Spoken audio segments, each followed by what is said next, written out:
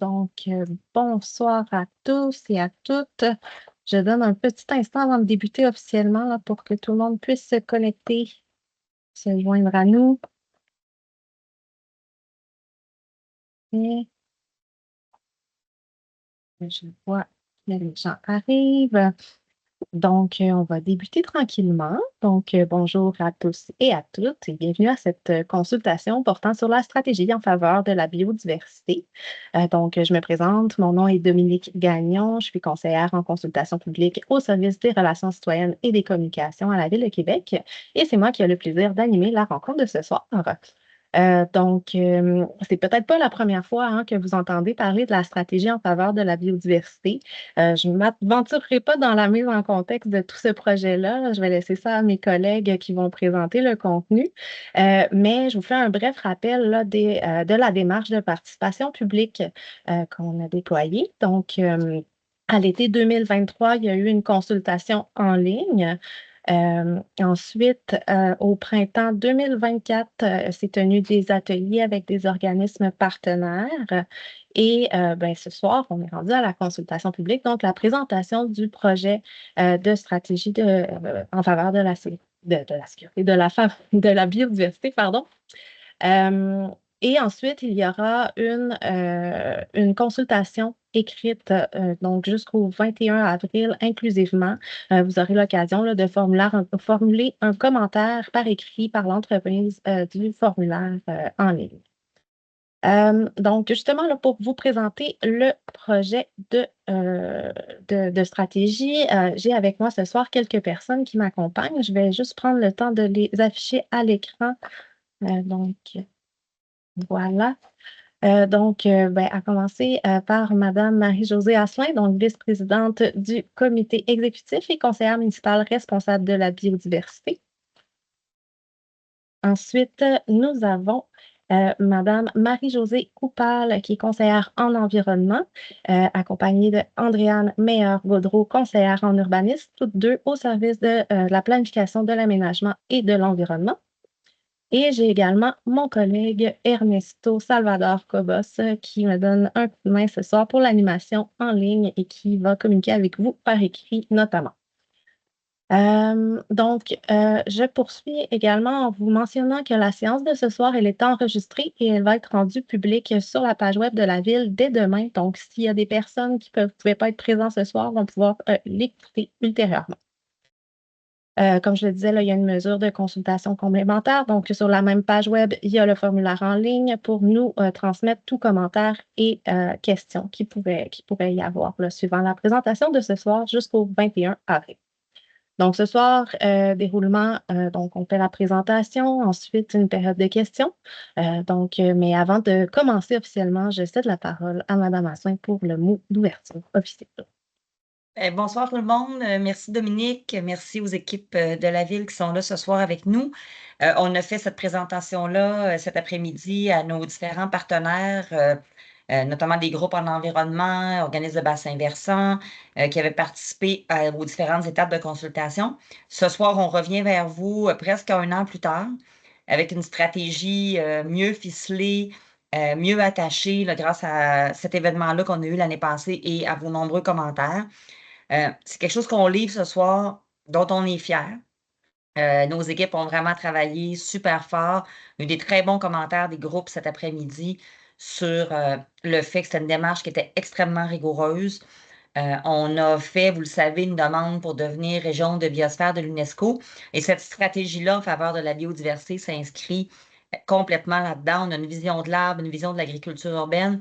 Donc, vision du développement durable. On a plusieurs stratégies, visions à la ville. Donc, cette stratégie-là en faveur de la biodiversité s'inscrit complètement dans cette volonté-là qu'on avait et qu'on livre ce soir. Vos commentaires sont hyper appréciés.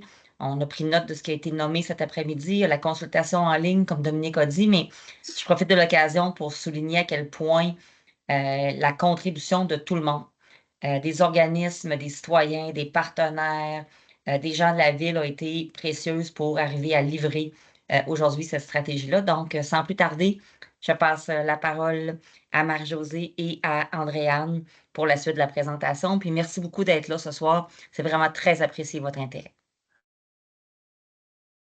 Parfait. Donc, effectivement, Marie-Josée, Andréane, à vous la parole. Et pour la période de questions, on vous revient tout de suite après la présentation. Alors, bonjour, je vais partager mon écran. Vous me direz si tout va bien. C'est parfait. C'est parfait, OK. Donc, d'entrée de jeu, oui, je suis la chargée de projet de la stratégie, mais je veux dire qu'il y a quand même beaucoup de monde qui ont participé à élaborer ce travail-là et qui ont contribué, mais notamment ma collègue Andréane Meyer-Gaudreau, qui est à la planification du territoire, qui a pris à sa charge là, tout le développement de l'objectif 1 qu'on va vous présenter tout à l'heure sur la conservation des milieux naturels. Alors, à ce moment-là, Andréane va prendre le relais de ma présentation. Alors, rapidement, revenons sur c'est quoi la biodiversité. C'est vraiment la diversité biologique, au fond, la variabilité de toutes les espèces vivantes, de leurs gènes, des écosystèmes dans lesquels ils vivent. Autrement dit, ça désigne toute la diversité du monde du vivant dans toutes ses dimensions. Et justement, Québec est une municipalité vraiment riche en nature. C'est une ville d'eau. Combien de personnes réalisent qu'on a 4 grandes rivières sur le territoire de la ville, 30 kilomètres de littoral qui longe le fleuve Saint-Laurent, plus de 80 lacs, plus de 4500 hectares de milieux humides et hydriques. C'est énorme. C'est aussi une ville verte avec plus de 659 boisés à l'intérieur du périmètre d'urbanisation, 295 boisés qui forment une couronne forestière de plus de 16 000 hectares, 120 000 arbres répertoriés à l'inventaire municipal, et ça, c'est juste les arbres qui sont sur les propriétés municipales et sur les emprises de la ville. Ça ne considère pas tous les arbres qui sont sur les propriétés privées. 3 habitats floristiques. On est aussi une ville faunique, un rapport qui est disponible d'ailleurs sur le site web de la ville que vous pourrez aller consulter, fait état de plus de 500 espèces fauniques vertébrées, dont 330 espèces d'oiseaux qui fréquentent notre territoire, 12 habitats fauniques, dont 3 aires de concentration d'oiseaux aquatiques et une zone importante pour la conservation des oiseaux. Alors, c'est très riche sur le territoire. Malheureusement, la diversité, elle disparaît à une vitesse fulgurante sur la planète au complet. Et ce sont les activités humaines qui sont à l'origine de cette perte. Alors qu'au niveau municipal, on a quand même certains leviers d'action pour améliorer pour travailler à préserver la biodiversité. Notamment, on participe à gérer l'urbanisation et le développement, aux efforts de conservation de milieux naturels. On peut opter pour des aménagements et des gestions plus écologiques de nos espaces verts, communiquer, sensibiliser, réglementer, accompagner et soutenir la collectivité. C'est sûrement pour ça que le maire de Québec, comme plusieurs maires de gouvernements locaux, a été invité à participer à la COP 15 sur la biodiversité, la COP 15 étant la conférence des parties internationales qui s'est tenue à Montréal en décembre 2022. Et quand le maire a participé à la COP 15, ben, il a fait là des engagements, il a pris à ce moment-là plusieurs engagements, dont de faire de Québec une région de biosphère de l'UNESCO. Engagement l'a rencontré jusqu'à maintenant parce que le dossier de candidature a été déposé en janvier dernier.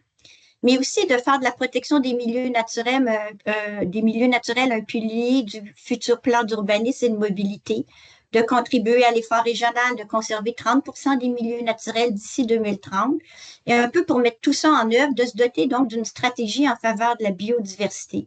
C'est la première fois que la Ville de Québec apprend un tel engagement.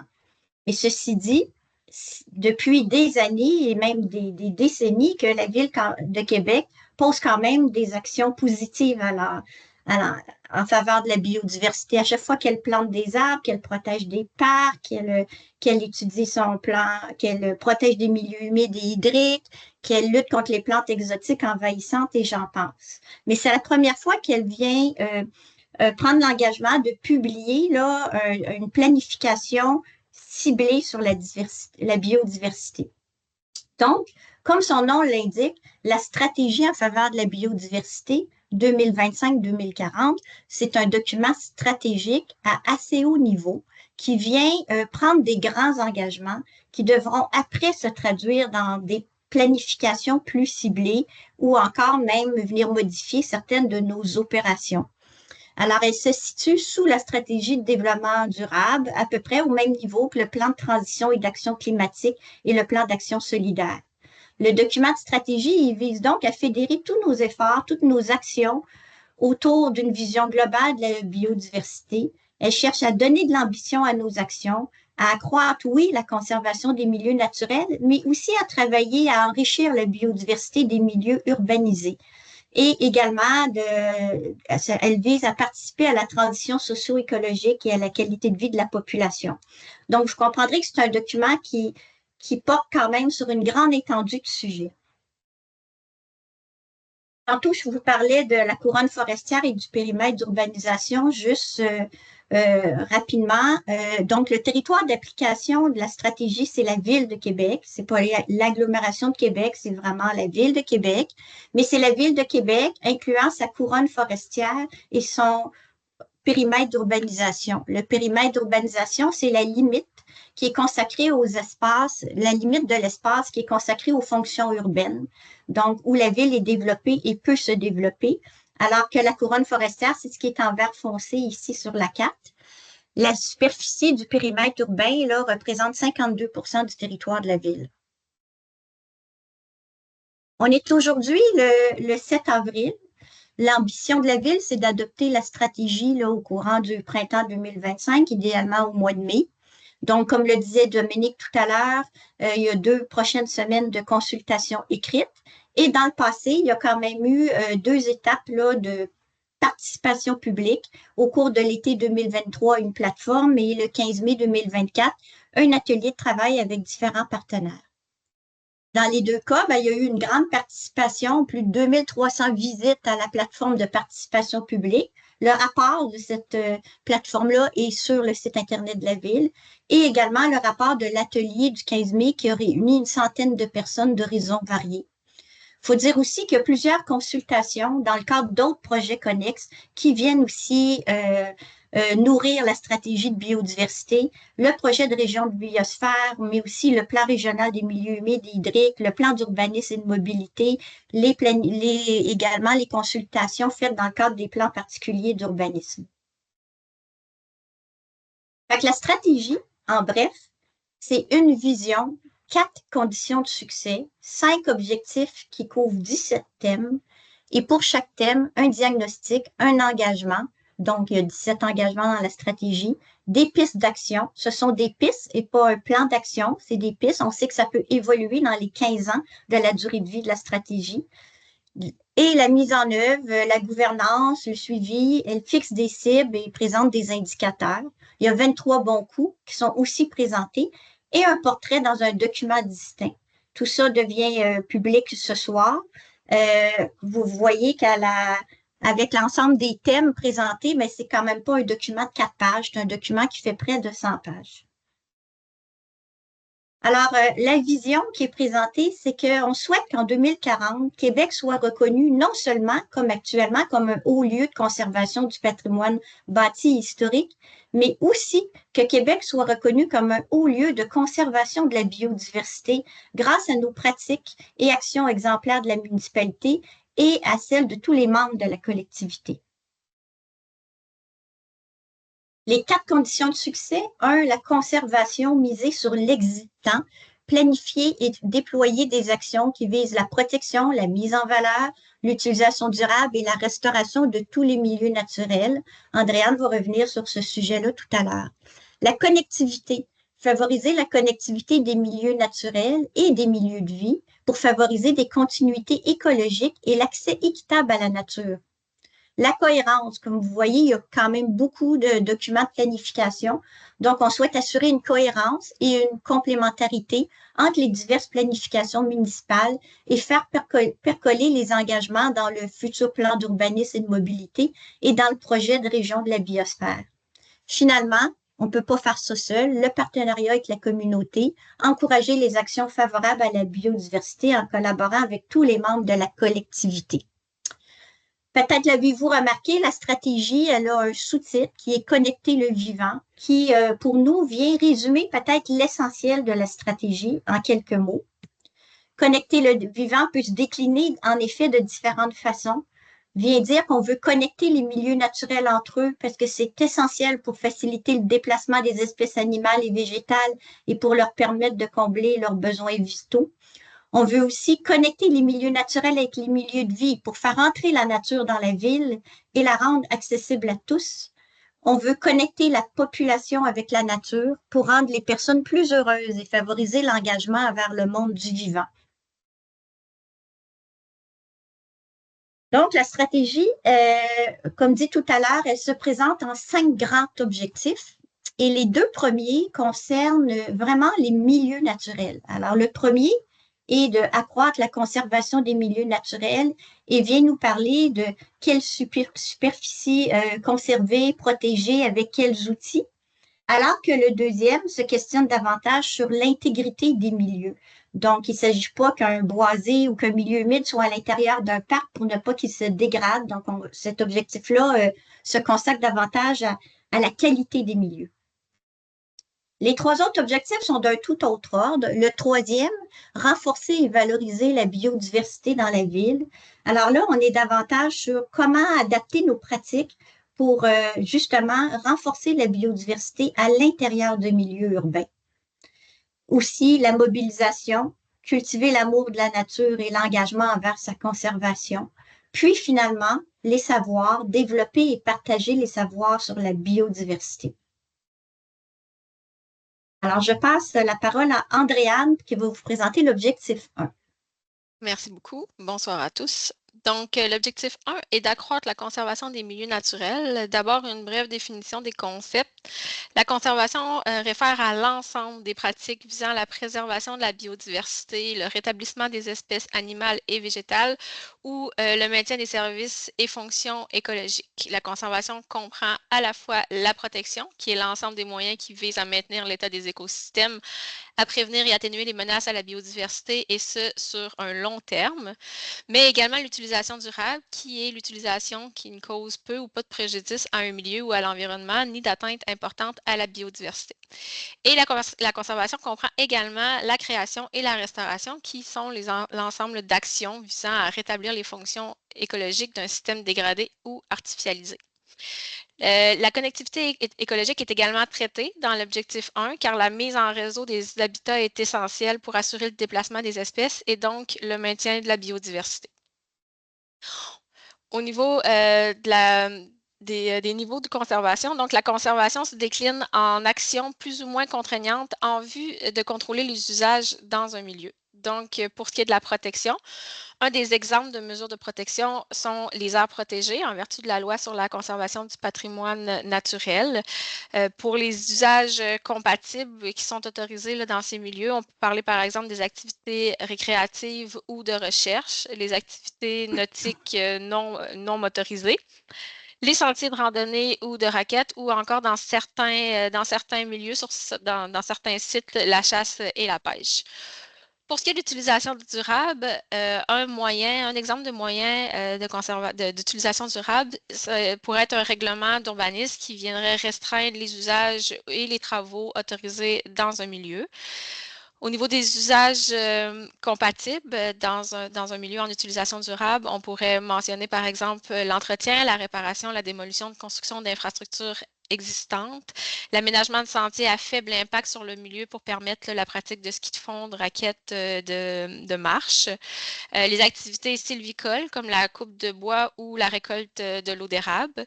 Il y a certains types aussi, mais certaines méthodes agricoles qui peuvent être considérées comme de l'utilisation durable, comme par exemple l'agroforesterie ou la permaculture. Et également, dans ces milieux, on vient autoriser la restauration des milieux naturels. La conciliation ne fait pas partie intégrante de la conservation puisqu'elle implique un compromis.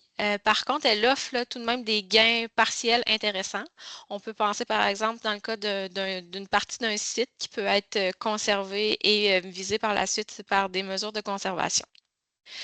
Si on monte des exemples maintenant sur le terrain de qu'est-ce que ça peut être, chacun de ces cas d'espèces. Donc, au niveau de la réserve naturelle des Marais du Nord, c'est un bon exemple de milieu naturel qui est protégé. Au niveau de l'utilisation durable, on peut penser au domaine des Mézerais. Et la création et restauration, l'exemple le plus populaire là, que tout le monde connaît, c'est la restauration, la renaturalisation des berges de la rivière Saint-Charles. Donc, les engagements qui sont pris dans le cadre de l'objectif 1 concourent à accroître la superficie du territoire qui est en conservation, puisqu'ils visent à augmenter la quantité de milieux naturels qui font l'objet d'une mesure de protection ou encore d'utilisation durable, mais aussi le nombre de projets de restauration et de création de milieux naturels. Et les milieux naturels d'intérêt pour la conservation doivent être mis en réseau et inscrits dans les documents de planification pour assurer leur conservation et coordonner leur réalisation. Pour mettre en œuvre ces engagements, on peut penser à quelques pistes d'action, comme par exemple identifier des milieux naturels qui sont sur les terrains municipaux qui pourront être inscrits au registre des aires protégées au Québec. Aussi, on pourra bonifier l'encadrement réglementaire des milieux naturels d'intérêt pour préserver leur utilisation durable à long terme, ou encore de développer l'approche selon les autres mesures de conservation efficaces avec nos partenaires. Pour ce qui est des cibles maintenant, pour l'objectif 1, la première cible est qu'en 2040, le pourcentage de milieux naturels visés par une mesure de conservation est passé de 33,5 % à 40 % du territoire. La seconde est qu'en 2040, le pourcentage de milieux naturels visés par une mesure de protection, donc on se rappellera protection sur le long terme, voire même à perpétuité, est passé de 3,4 % à 10 % du territoire. Et enfin, la troisième cible est qu'en 2040, tous les grands noyaux de biodiversité sur le territoire de la ville, on peut penser par exemple au Mont-Bel-Air, à la base de plein air de Sainte-Foy, au parc naturel de la Sagamité ou encore au fleuve, seront reliés par des corridors écologiques. Donc, je te repasse la parole, Marie-Josée. Merci. Le deuxième thème, maintenir l'intégrité écologique, le deuxième objectif, maintenir l'intégrité écologique des milieux naturels, se déploie en 3 thèmes. Les parcs et les autres milieux municipaux d'intérêt naturel, par exemple une berge restaurée, mais qui ne serait pas dans un parc. La gestion faunique et la gestion des espèces exotiques envahissantes. Ici, nos engagements, mais c'est vraiment de reconnaître, au-delà de la vocation de loisir, une vocation de conservation à nos parcs d'intérêt naturel et instaurer leur gestion écologique. Élaborer un plan de gestion faunique intégrateur et préventif. La Ville travaille déjà beaucoup à l'égard des problématiques de cohabitation avec la faune ou en matière de sécurité et de santé publique, mais on prend l'engagement de développer un plan de gestion faunique qui va aller plus loin que ça aussi pour protéger des espèces et leur présence sur le territoire et leurs habitats. Doté d'une planification et d'un programme détaillé de prévention et de contrôle des espèces exotiques envahissantes.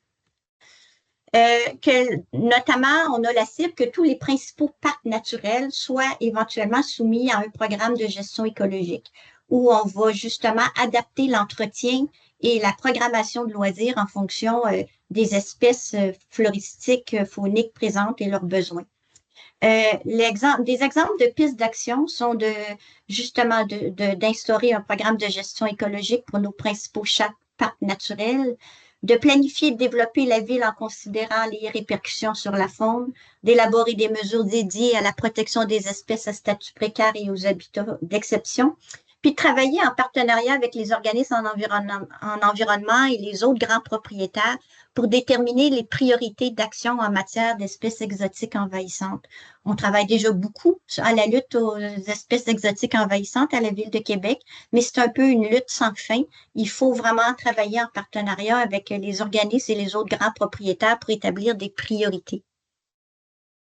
Des exemples plus concrets. Non, excusez, je suis rendue au troisième objectif. Renforcer et valoriser la biodiversité dans la ville. Ici, on a 5 thèmes.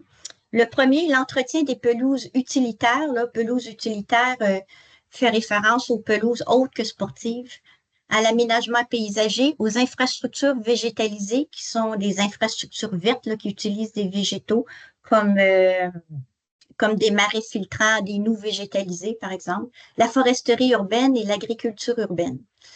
Alors ici, nos engagements, un engagement par thème, on veut étendre la gestion différenciée des espaces verts pour diminuer le recours à la tonte régulière. Gestion différenciée fait référence à la façon d'entretenir pelouse en fonction des vrais usages. Donc, là où on n'a pas besoin de maintenir la pelouse courte, la ville est déjà dans le mouvement de voir à traiter ces pelouses-là davantage avec de la fauche pour laisser s'exprimer des prairies. Se doter d'objectifs de biodiversité dans les aménagements municipaux et des outils pour les implanter. Intégrer des infrastructures végétalisées qui améliorent la biodiversité dans les projets de développement. Poursuivre et optimiser les efforts de diversification de la forêt urbaine. Québec, il y a beaucoup d'arbres à la ville de Québec et ils plantent des arbres à chaque année et essaient de diversifier les espèces. Mais la forêt actuelle est déjà fortement composée d'espèces prédominantes, notamment, par exemple, les érables qui composent 30% de notre forêt urbaine. Alors, il faut continuer à la diversifier pour éviter qu'un ravageur de l'érable, par exemple, viendrait anéantir notre forêt urbaine. Poursuivre le déploiement d'une agriculture urbaine qui permet d'enrichir la biodiversité et d'améliorer la santé de la population. On a différentes pistes d'action. En voici quelques exemples. Justement, implanter la gestion différenciée nous oblige à revoir des devis d'entretien. On doit développer plus d'aménagements de biodiversité et en faire la promotion. On veut travailler davantage en équipe multidisciplinaire, ingénierie, biologiste, par exemple, pour les étapes d'un projet d'infrastructure végétalisée. Établir une stratégie de plantation d'arbres pour mieux équilibrer et diversifier la forêt. Élaborer un cadre de gestion des projets de plantation et d'entretien des arbres fruitiers. Ce qu'on souhaite, c'est qu'en 2040, nos pratiques municipales soient adaptées pour favoriser la biodiversité. Cultiver l'amour de la nature et l'engagement envers sa conservation est notre 4e objectif. On peut difficilement vouloir protéger quelque chose qu'on ne connaît pas ou qu'on n'aime pas. Donc, c'est pourquoi on veut diffuser des connaissances, appuyer la mobilisation et valoriser les bonnes pratiques. Donc, dans les engagements, on veut mettre la biodiversité et la nature au cœur de nos priorités en matière de contenu de communication et ce, tout au long de l'année. Faire preuve de leadership, accompagner et appuyer la collectivité dans le déploiement d'actions favorables à la biodiversité. Accompagner, informer, outiller les citoyens pour qu'ils adoptent des bonnes pratiques favorables à la biodiversité. Alors, on souhaite qu'en 2040, la collectivité de la Ville de Québec soit davantage mobilisée envers la conservation de la biodiversité. Des exemples de pistes d'action, valoriser davantage la biodiversité dans l'espace public. Par exemple, par de l'affichage ou en tenant des bio-blitz. Poursuivre le développement de programmes d'aide financière qui encouragent les activités en faveur de la biodiversité. Partager l'expertise municipale en matière de pratiques favorables à la biodiversité. Un peu, par exemple, aussi faire de l'éducation, comme la campagne de l'été dernier, là, Gaston Garde-Solon. On veut finalement développer et partager les savoirs sur la biodiversité. On veut travailler sur l'acquisition de savoirs et sur le maintien et le partage des données et des savoirs. Nos engagements, c'est d'augmenter les savoirs en misant sur les collaborations avec les partenaires du milieu. C'est évident que même pour faire la stratégie, on a beaucoup travaillé en collaboration avec des équipes de recherche, avec des organismes, et c'est quelque chose qu'on voudrait maintenir. On veut entretenir et partager aussi les données et les savoirs sur la biodiversité. Alors, on souhaite qu'en 2040, les données sur la biodiversité soient bien entretenues et soient disponibles à l'interne et à l'externe, notamment via les données ouvertes. Des exemples de pistes d'action, renforcer les partenariats et les ententes avec les institutions d'enseignement supérieur. On en a beaucoup à Québec et c'est très riche pour nous. C'est des bons partenaires et aussi avec les organismes environnementaux. Encourager la participation à la science participative, toute la science citoyenne, là, par exemple, la participation à des applications comme eBird. Développer un outil géomatique collaboratif pour faciliter le partage d'informations avec les partenaires externes. Alors, c'était la présentation là, des 5 grands objectifs de la stratégie, des thèmes qui sont abordés avec des exemples de certaines des pistes d'action qui y sont présentées. La dernière partie de la stratégie traite de sa mise en œuvre. Alors, évidemment, on veut créer un comité de suivi de la stratégie, élaborer des plans quinquennaux aussi. Donc, un premier qui va dire, c'est sur 15 ans la stratégie, donc c'est quoi les priorités pour les 5 prochaines années? et à tous les 5 ans, après, voir, ben, on est rendu où dans l'avancement en faisant le suivi de nos 7 cibles là, et des 33 indicateurs que vous trouverez dans le document de stratégie qui nous permettent d'évaluer si on va dans le bon sens pour rencontrer nos cibles. Il y a diverses stratégies d'implantation de la stratégie. Alors, nos engagements doivent découler dans les futures planifications, par exemple dans le PUM ou dans une future planification sur les arbres et les boisés. On veut aussi rédiger et mettre en œuvre des nouvelles planifications. Notamment, il y a des engagements comme de celle de faire un plan de gestion de la faune. Ben, ça exige de créer un nouvel outil, une nouvelle planification. On veut aussi, ça amène des modifications dans nos façons de faire et même dans des devis d'entretien de la végétation au niveau notamment des aménagements paysagers. Et finalement, on veut travailler vraiment en réseau avec les acteurs de la collectivité et dans le cadre de collaboration interdisciplinaire. Le document, comme on vous disait un peu plus tôt, présente aussi quelques bons coups, une vingtaine de bons coups qui ont pu être faits dans les années antérieures à la ville, parce qu'on est déjà en chemin quand même, on travaille déjà dans ce sens-là. Quelques exemples de bons coups. Ben, le règlement de contrôle intérimaire qui a été adopté cette année, qui vient protéger, là, augmenter le niveau de conservation sur 98,4 % de nos milieux humides d'intérêt. Ça représente 35 km² de milieux humides davantage protégés. Le projet d'échelle à Anguille qui a été fait en 2020, qui est venu créer des échelles justement parce que les deux barrages, Samson et Saint-Jacques, bloquaient le corridor pour les anguilles et les échelles permettent maintenant aux anguilles de revenir dans la rivière Saint-Charles. Le corridor puis ça a été fait en partenariat avec la nation Huron-Wendat.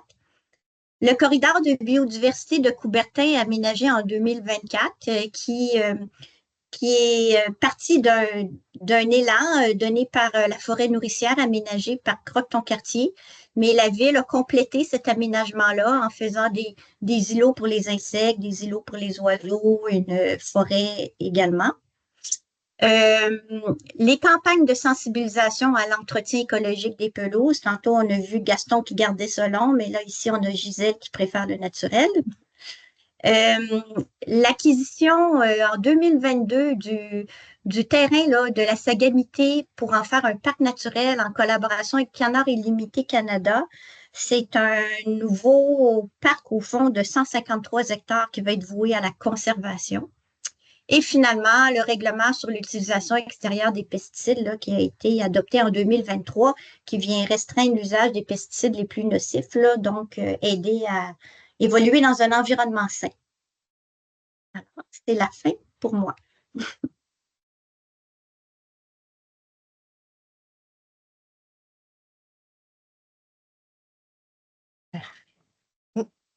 Je suis désolée, ça a pris du temps avant que j'apparaisse à l'écran. Donc, ben, merci beaucoup, mesdames, pour la présentation. C'était très clair et très complet. Donc, on va pouvoir poursuivre avec une période de questions.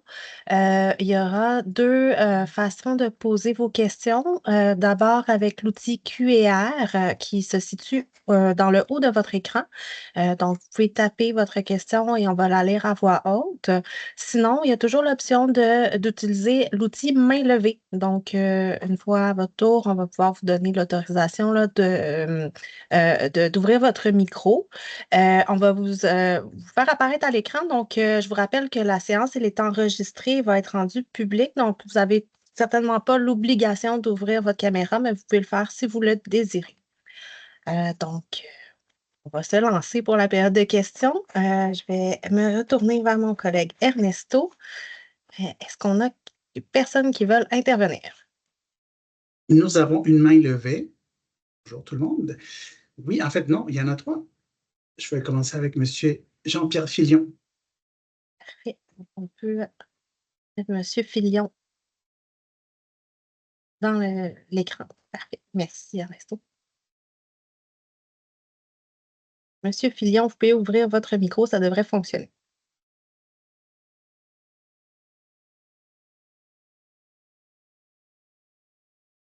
Donc, pour ouvrir votre micro, c'est dans le haut habituellement de votre écran ou si vous êtes sur votre téléphone, là, ça peut être situé dans le bas. Vous avez un petit icône micro, simplement pesez dessus ou la petite flèche sur le côté.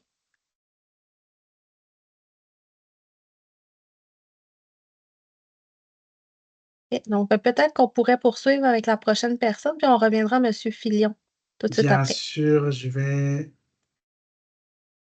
Donc, c'est M. Gouvien.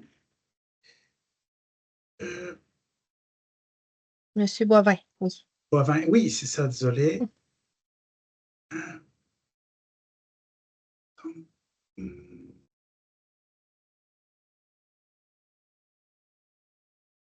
Donc, M. Boivin, vous êtes à l'écran. À vous la parole.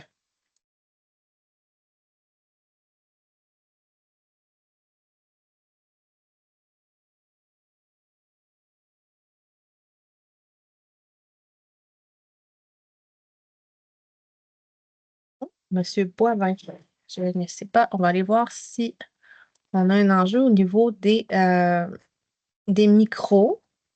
Je vais peut-être, Ernesto, on pourrait commencer avec les questions écrites. Je vais Bien vérifier dans les sûr. paramètres si on a un enjeu. Bien sûr, bien sûr. On va commencer avec Madame Catherine. Elle dit dans les portraits de Boisé, on mentionnait qu'en date de janvier 2023, on aurait trouvé 600 boisés dans le périmètre urbain. De ces nombres, après de la moitié, soit 198 sont accessibles et de tenure privée. Dans votre stratégie, on parle d'une cible de conservation de 40%, mais seulement pour les terrains municipaux.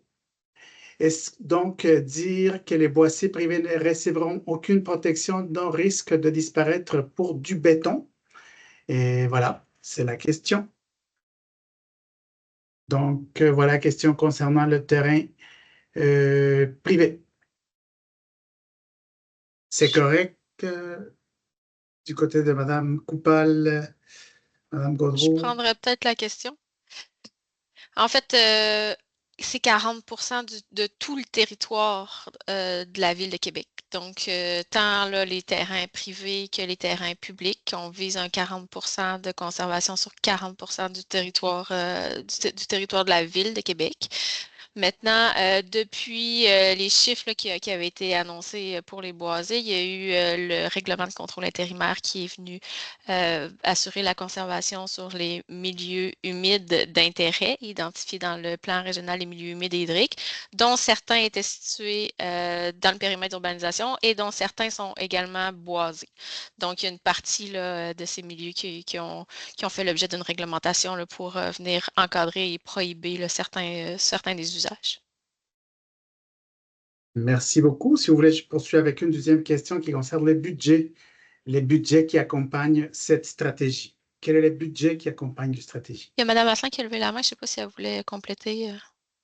Ben, en fait, pas très, très longtemps, mais pour mettre une mesure de protection sur un terrain, il faut que la ville en soit propriétaire jusqu'à un certain. On ne peut pas arriver sur un terrain privé puis mettre un zonage de conservation. Donc, c'est pour ça que dans les exercices de conciliation, il y a aussi des exercices d'acquisition là, qui sont faits en parallèle. Vous avez raison, là, Andréane, il y a la RCI qui est venue dire ben, il y a un effet de gel sur tout ce qui est milieu humide hydrique en lien avec le PRMHH, mais pour le reste des terrains, pour appliquer des zonages de conservation, la ville ne peut pas arriver sur un terrain privé. Donc, c'est pour ça qu'il y a des processus d'acquisition ou de cession de terrain à des fins de protection écologique là, qui sont faits par des propriétaires privés. Parfait. Donc, merci beaucoup, Mme Asselin, pour les précisions. Je vais tenter de donner la parole à M. Boivin, qui est toujours à l'écran, en le désignant d'une autre façon. Donc, on va essayer de cette façon-là, comme présentateur, M. Boivin. Est-ce que cette fois-ci, vous avez accès à votre micro? J'active le micro. Bon, on vous entend. Ah, d'accord. Je ne vous cacherai pas que les trois fonctions ne fonctionnaient pas. Je ne réussissais pas à poser une question écrite. Je ne réussissais pas à ouvrir la caméra et je ne réussissais pas à ouvrir le microphone. Donc, je vous le donne comme information. C'est la première fois que ça fonctionne. J'aurais 5 questions. OK. Peut-être qu'on peut commencer par les 2 premières, puis on va laisser la parole à d'autres, puis on reviendra au besoin. D'accord. J'aimerais comprendre qu'est-ce que ça implique d'être une région de biosphère de l'UNESCO. Est-ce que ça nous donne des obligations à la ville? Est-ce que ça nous donne des contraintes? La deuxième chose, c'est que vous parlez du parc naturel de la Sagamité, etc. Et j'aimerais comprendre, est-ce que vous prévoyez faire des parcs qui vont être exclusifs pour des chercheurs? Parce que quand vous ouvrez un parc public, à ce moment-là, vous avez automatiquement un impact sur la biodiversité. Je sais qu'il y a des endroits où est-ce que les parcs sont fermés et il n'y a que les chercheurs et les scientifiques ou un groupe annuel de touristes qui va pouvoir passer. Est-ce que ça fait partie des plans de biodiversité? Ça, c'est mes 2 premières questions. Les 3 autres sont en réserve? C'est parfait. Donc, pour l'impact de la région de biosphère, peut-être, Andréane? Oui, je prendrai cette question-là, puis je laisserai les parcs à Marie-Josée. Parfait. En fait, la région de biosphère, déjà, c'est pas la même échelle, là, juste par souci de précision, là, c'est vraiment au niveau de l'agglomération de Québec, donc la ville de Québec, l'ancienne Lorette et Saint-Augustin, première des choses. Mais en fait, une région de biosphère, ce n'est pas une obligation supplémentaire pour la ville. Il y a différents objectifs qui sont poursuivis par une région de biosphère, la conservation de la biodiversité en étant une, mais aussi la recherche et aussi d'assurer, de favoriser la transition socio-écologique et enfin la réconciliation avec les peuples autochtones. Puis, dans le cadre de la région de biosphère, là, on a identifié nos différentes zones. C'est une obligation qu'on a d'identifier différentes zones de la région de biosphère. Nos aires centrales sont nos aires qui sont protégées. Notre zone tampon sont nos milieux en utilisation durable. Et le reste du territoire qui est plus urbanisé est la zone de transition dans laquelle on assurera la transition socio-écologique. Donc, on a une obligation dans 10 ans de revenir là, pour faire la démonstration qu'on n'a pas perdu d'air central, de superficie d'air central, puis qu'on s'est comporté de manière exemplaire pour assurer les objectifs dont je vous ai parlé. Mais il n'y a pas de contraintes là, par rapport à la Ville de Québec. Là. Merci. Ben, au niveau, je peux peut-être compléter là, au niveau du parc naturel de Sagamité, ben, c'est un projet, c'est un terrain qui a été acheté Canard illimité et sur lequel il y a une servitude de conservation. Alors, c'est sûr que ça va être un espace voué à la conservation, mais la conservation ne dit pas nécessairement que ça peut pas être visité, qu'on peut pas y tenir aucune activité. Il y a un plan directeur qui doit être fait et dans lequel va être décidé les activités permises et non autorisées. Tout est à l'étude actuellement. Là. Il n'y a pas de décision prise sur complètement la programmation de cet espace-là, mais c'est sûr que c'est d'abord un espace de conservation du milieu naturel. Marie-Josée, est-ce qu'on pourrait comparer ça au Marais du Nord, par exemple, si les gens veulent avoir une idée des activités qui pourraient être permises dans un site comme la Sagamité ou? Ben, c'est sûr qu'un espace de conservation peut permettre des activités de plein air extensives, là, donc on dit qui posent le moins de préjudice au milieu naturel, des sentiers dans lesquels tu peux marcher, faire de la raquette, observer les oiseaux. Il peut y avoir une programmation axée plus sur l'observation, en effet, la recherche, mais c'est quand même au sein d'un territoire municipal. Là, ça me surprendrait que ce soit un terrain qui soit fermé à la population, mais il peut y avoir une certaine gestion des activités permises pour qu'elles soient les moins perturbatrices possibles ou même dans l'espace, dans la façon de l'aménager, qu'il y ait des zones qui soient pas accessibles. Oui, ben c'est ça. Ben, un petit peu Marais du Nord et des passerelles, tout ça, qui vient préserver les endroits où les oiseaux vont couver, tout ça, mais vraiment dans un à très faible impact, là. Donc, dans un parc comme celui-là qui est en conservation, à moins que je me trompe. Qui est même en protection, Bon. effectivement. Protection, Oui, excuse-moi. en protection Oui, même. tout Ouais. à fait, tout à fait. Merci. Merci à vous, M. Boivin. Donc, je vais poursuivre. Là, on avait M. Filion. Initialement. Une seconde. Dominique, tantôt, on a eu une question sur le budget de la stratégie. Ah oui, c'est vrai. Est-ce que tu ne faudrait pas l'échapper, là? Oui, parfait. Je suis désolée. Allez-y avec cette question. Ben, je peux répondre à ça. Le budget de la stratégie, il faut savoir que cette année, on a à peu près 400 000 $ réservés pour des activités à l'égard de la biodiversité, mais que la stratégie, elle se finance aussi par plein d'autres projets, le financement dédié au plan régional des milieux humides hydriques, à la protection des prises d'eau. Fait que c'est différentes enveloppes qui permettent de poser des actions en faveur de la biodiversité en lien avec la stratégie. Elle va nous permettre aussi d'aller chercher, on va être vraiment aux aguets pour aller chercher des subventions là, des autres paliers de gouvernement. Avec une stratégie comme celle-là et le plan climat, là, il y a toutes sortes d'enveloppes disponibles. Parfait, merci beaucoup, Marie-Josée. Donc, on va poursuivre avec M. Filion. Je vais vous remettre à l'écran. Vérifier si cette fois ça fonctionne. Sinon, je vais vous nommer dans le même statut que M. Boivin. Ça ne semble pas fonctionner. Donc, je vous désigne. Donc, M. Filion. Là, ça fonctionne. Bon, ça fonctionne. J'ai juste une information supplémentaire. M. Boivin faisait sûrement allusion à ce qu'on appelle des réserves écologiques qui sont complètement fermées au public et consacrées seulement à la science. Puis même là, les scientifiques, il faut qu'il y ait des permis pour y accéder. C'est peut-être le sens de sa question. Maintenant, pour les usages différents, variés dans des zones naturelles, moi, j'inviterais les gens à consulter le site de la CEPAC pour les parcs nationaux. Tout est bien classé en différentes zones, récréation extensive. Tu as des zones complètement fermées également à l'intérieur des parcs. Maintenant, moi, j'ai deux questions. De quoi vous parlez quand vous parlez d'un outil collaboratif? Je pense que c'était dans l'item de la collecte des données. Oui.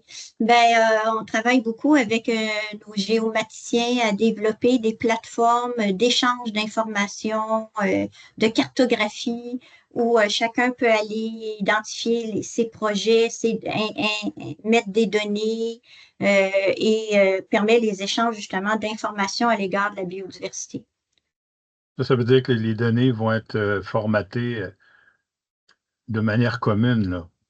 Oui, écoutez, moi, c'est pas particulièrement ma force, la géométrie, mais c'est une intention de développer. Oui, peut-être, Andréane, t'en connais un petit peu plus, là. Il y a différents niveaux de partage de l'information. C'est sûr, on a parlé tantôt des données ouvertes là, qui seraient effectivement ouvertes à tous, là, mais au niveau d'un partage d'un outil collaboratif avec nos partenaires, c'est que pour favoriser là, toutes les actions de conservation, de protection sur le territoire, là, on aimerait pouvoir qu'il y ait un endroit d'échange de tel organisme travaille sur tel terrain, tel autre organisme s'intéresse à tel terrain ou à tel site ou à telle mission. Donc, c'est vraiment là, pour favoriser, là, pour accélérer même là, les projets de protection et de conservation sur le territoire avec les organismes notamment de conservation avec lesquels on travaille. Mais je vois Jason qui lève la main, qui est la personne la plus indiquée là, pour compléter. Oui, je pourrais juste ajouter que on fait beaucoup de la cartographie de nos habitats, les milieux naturels, la biodiversité. On a nos propres bases de données, mais d'autres chercheurs, d'autres organisations génèrent de la connaissance aussi.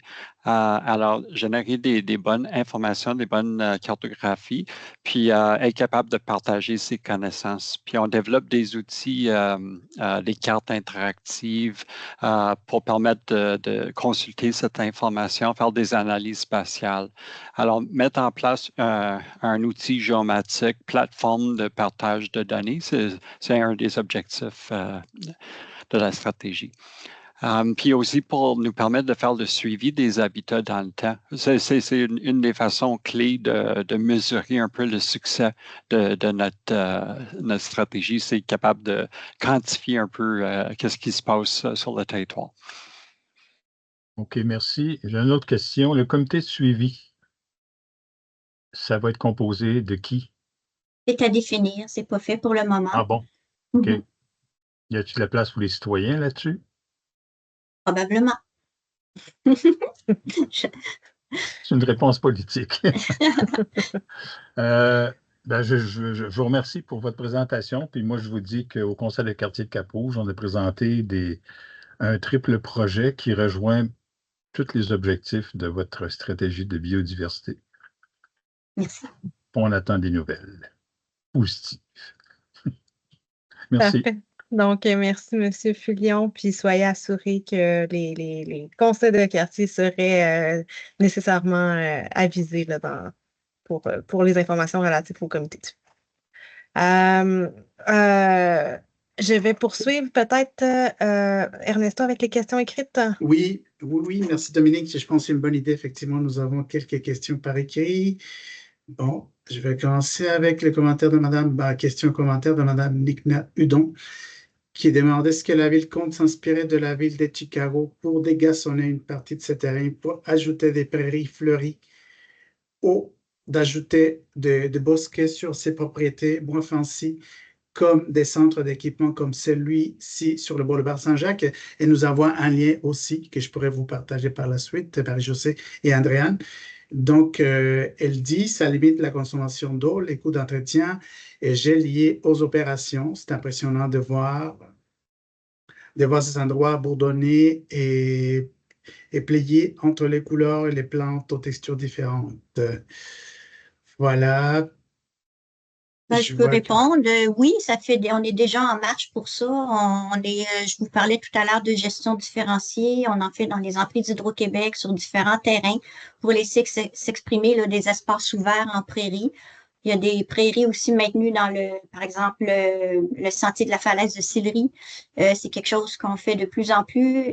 Quand on parle aussi des infrastructures végétalisées, c'est dans l'ambition aussi de la stratégie d'encourager de plus en plus l'implantation de toits verts, de jardins de pluie, de biodiversité à l'intérieur de la ville. Mais on va aller voir votre lien sur la ville de Chicago. Là. Je ne connais pas en particulier. Merci Marie-Josée. Si tu me permets, Dominique, je pourrais poursuivre avec 2 questions de plus. Comme ça, on pourrait alterner par la suite. Et Mme Catherine demande, existe-t-il des projets de conservation en cours dans les quartiers Saint-Louis?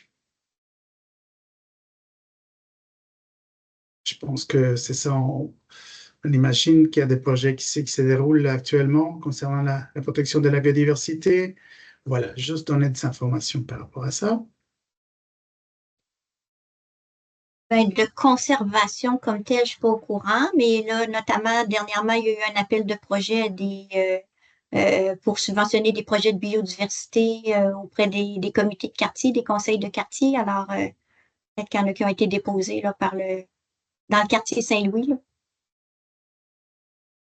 Merci. Madame Rousseau demande, je voudrais adopter une ruche d'abeilles pendant la saison estivale. Est-ce possible et comment faire? Merci. On pourrait peut-être répondre par écrit là, dans une autre occasion, là, mais c'est pas en général, c'est pas pour avoir travaillé sur l'agriculture urbaine, c'est pas la Ville de Québec qui gère les ruches d'abeilles. Merci, Dominique. Législation du ministère de l'Agriculture, du MAPAC. Parfait. Donc, merci beaucoup. On pourrait poursuivre avec des questions pour les mains levées. Donc, je vois la main de Mme Arroir. Vous affichez à l'écran, Mme Arroir. À vous la parole. Oui, bonsoir, vous m'entendez bien? Oui. Monsieur au Conseil des quartiers de Cap-Rouge, alors je vous remercie de votre présentation, j'ai trouvé ça très intéressant. Voici, je me demande si la stratégie va permettre à la ville de se doter de plus de moyens. Je pense à beaucoup d'événements qui surviennent où la ville nous répond on voudrait protéger, mais on ne peut pas parce qu'on est sur des terrains privés.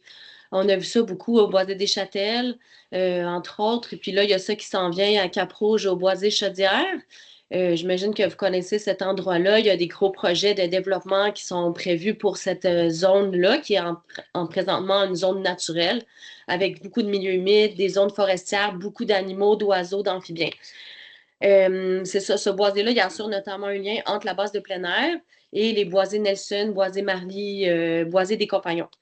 Là, les projets qui attendent cette zone-là, c'est du développement principalement. Je sais, on nous rassure en nous disant qu'il y aura des zones en conservation, mais on ne sait pas combien parce que c'est le PPU qui va déterminer tout ça. Ma question, c'est ça, c'est la suivante. Moi, je suis très inquiète pour la zone naturelle, pour les sols naturels, pour les espèces animales qui vivent là. Il va leur arriver quoi? Tantôt, à l'objectif 2 au point 2, vous avez dit que vous voulez développer la ville en tenant compte de la faune. Ben, c'est ça, tous les animaux qui sont là, les oiseaux, les grenouilles, est-ce qu'il y a avez-vous des moyens? Est-ce que la ville, avec cette stratégie-là, va avoir peut-être des incitatifs pour les propriétaires ou une façon de les sensibiliser ou des moyens techniques réels pour que ces endroits-là soient développés, mais à beaucoup moins grande échelle, parce que je comprends qu'ils vont être développés en partie, là. Mais est-ce que la stratégie, ça vous donne, c'est ça, j'y arrive à ma question, est-ce que la stratégie vous donne des moyens supplémentaires d'aboutir à quelque chose qui va être respectueux pour l'environnement, qui va être égal pour tout le monde et que ce ne soit pas juste les propriétaires qui réussissent à faire leur projet à eux? Merci. Ben, c'est sûr que c'est ce qu'on souhaite. Déjà de pouvoir documenter la faune sur sur le territoire, de pouvoir voir quel serait l'impact du développement sur la faune, de se poser les questions, d'avoir des données sur cela, devrait aider à avoir des meilleurs arguments, à mieux comprendre les problématiques. Est-ce que cette faune-là va se déplacer? Si elle se déplace où? Est-ce qu'elle va augmenter les problèmes de cohabitation? Alors, c'est ce qu'on souhaite, de développer des outils qui pourraient aider éventuellement à peser dans la balance quand on fait face au développement d'un terrain. Et plus on est informé, plus on est documenté, plus c'est nécessairement utile. Mais concrètement, la ville ne va pas avoir plus de pouvoir avec cette stratégie-là. Elle ne va pas pouvoir faire d'expropriation ou de tenir les propriétaires dans outils. La ville a déjà les pouvoirs qui lui sont conférés par la loi, la loi provinciale. À votre question, non, ça ne nous donne pas plus de pouvoir. Par contre, ce que la stratégie nous permet, c'est d'avoir une vision, de se doter d'une cible de conservation de 40%. Donc là, on a fait un bon inventaire par rapport à nos milieux naturels de où on part, de où on souhaite aller. Puis là, maintenant, c'est de faire le plan de match pour y arriver. Puis c'est là que la stratégie nous a permis de cheminer. Puis toute la conciliation après de où on conserve, où on développe. La stratégie nous a permis encore de faire valoir l'importance d'identifier dans nos documents de planification un réseau écologique avec des noyaux de biodiversité puis nos corridors. On est tout en train d'analyser nos milieux naturels prioritaires pour la conservation qui font partie de ces réseaux-là, qui seront après ça introduits dans les documents de planification que sont le plan d'urbanisme et de mobilité et le schéma d'aménagement au niveau de l'agglomération. Fait que là, on a pris le temps de réfléchir. C'est ce que ça nous a donné l'occasion de faire aussi, la stratégie, de prendre un moment d'arrêt, de faire un inventaire de où on part, puis de déterminer où on va. Puis là, il reste à voir comment on y arrive. Et donc, les milieux sont déjà identifiés, si je comprends bien. Les milieux qui vont être conservés sont déjà identifiés. On est en train de travailler là-dessus. Il y a une bonne partie qui a été faite avec le PRMHH par rapport aux milieux humides et hydriques. C'est encore là, c'est une obligation de la loi. On est en train de travailler là, sur tout ce qui est les boisés, puis de façon plus large, la canopée. Mais toute cette analyse-là est en cours pour arriver au final avec notre réseau de corridors écologiques avec nos noyaux de biodiversité là, qui viennent mettre en relation tous nos milieux naturels d'intérêt. Très bien, merci. Parfait. Donc, Ernesto, est-ce qu'on poursuit avec une question par écrit? Oui, bien sûr. Et On nous demande, Madame Catherine, la Ville de Québec considère-t-elle exiger un certain pourcentage d'espace vert lors de la construction de stationnements en ville? Stationnement en ville, pourcentage d'espace vert lors de la construction. Est-ce qu'on est en mesure de répondre à cette question? Je ne sais pas qu'est-ce qu'il y a déjà dans la réglementation par rapport aux îlots On vient d'adopter 3 phases successives là, de réglementation concernant la plantation d'arbres. La dernière vague était pour les exigences de plantation dans le cadre d'un stationnement. Ce qui est un peu dommage, j'allais dire, c'est que sur les anciens stationnements déjà existants, on ne peut pas venir imposer des nouvelles règles, donc forcer des propriétaires à ajouter des arbres. On peut avoir des incitatifs financiers, des incitatifs d'appel à projet, mais sur chaque nouveau stationnement, on a une nouvelle réglementation. C'était une question écrite, hein, Ernesto? Oui. On pourrait peut-être transmettre la nouvelle version du règlement là, concernant la plantation, les exigences minimales de plantation là, dans les espaces de stationnement. Je ne l'ai pas sous les yeux, mais c'est un certain nombre d'arbres par espace de stationnement avec, selon les contraintes, là, notamment quand on est dans le centre-ville avec une emprise zéro, il n'y a pas beaucoup d'espace pour en planter. Il y a une modulation, mais on est vraiment venu ajouter une couche de réglementation là, pour vraiment favoriser la plantation sur les nouveaux stationnements. Puis au niveau des stationnements existants, là, depuis 2023, pardon, il y a Oui. une taxation sur les grands espaces de stationnement commerciaux pour vraiment venir inciter leur reconversion là, puis leur verdissement. Absolument. C'est le point que j'avais oublié de mentionner. Complémentaire. Parfait. Merci. Donc, Fait qu'on garde votre question pour pouvoir vous transmettre la réglementation par écrit. Parfait, c'est noté. Dominique, si tu me permets, je pourrais aller avec une deuxième. On nous félicite pour la présentation. Ce plan me rend encore plus fier d'habiter la ville, dit M. Gratton. Vous avez mentionné que certains sites seraient connectés entre eux par des corridors écologiques. Pouvez-vous, s'il vous plaît, nous donner des exemples ou nous donner un peu plus d'indications à cet effet? Merci. Des exemples concrets, il y a des infrastructures, par exemple. Ouais, ok, j'en ai un. Dans les corridors des lignes de transport d'Hydro-Québec, depuis l'année dernière, je crois, Hydro-Québec permet aux municipalités de verdir. Donc, ce serait une belle opportunité là, de réaliser un corridor là, propice à la biodiversité pour certaines espèces, de manière à relier des noyaux de biodiversité. Les noyaux de biodiversité, comme je le disais, là, sont vraiment des milieux naturels avec un fort potentiel, un fort intérêt écologique où il y a vraiment beaucoup d'habitat, où on retrouve beaucoup, une bonne qualité, une bonne quantité d'habitat. Donc, un corridor peut en fait relier deux noyaux de biodiversité. En complémentarité, vous allez trouver dans la stratégie un peu plus d'éléments sur comment ça peut prendre forme un corridor de biodiversité, là. On voit qu'il y en a des continus, mais il y en a aussi en pas japonais, dépendamment des espèces visées. Si c'est des espèces qui volent, c'est pas pareil. Donc, je pense que ça va répondre un peu à votre question. parfait. Merci beaucoup pour le complément. Ernesto, on poursuit avec les mains levées. Bien sûr. Parfait. Donc, la prochaine personne à avoir la main levée. Je vais céder la parole à l'affichage avec un parfait. Je le vais voir. Monsieur de la vigne peut-être? Je vais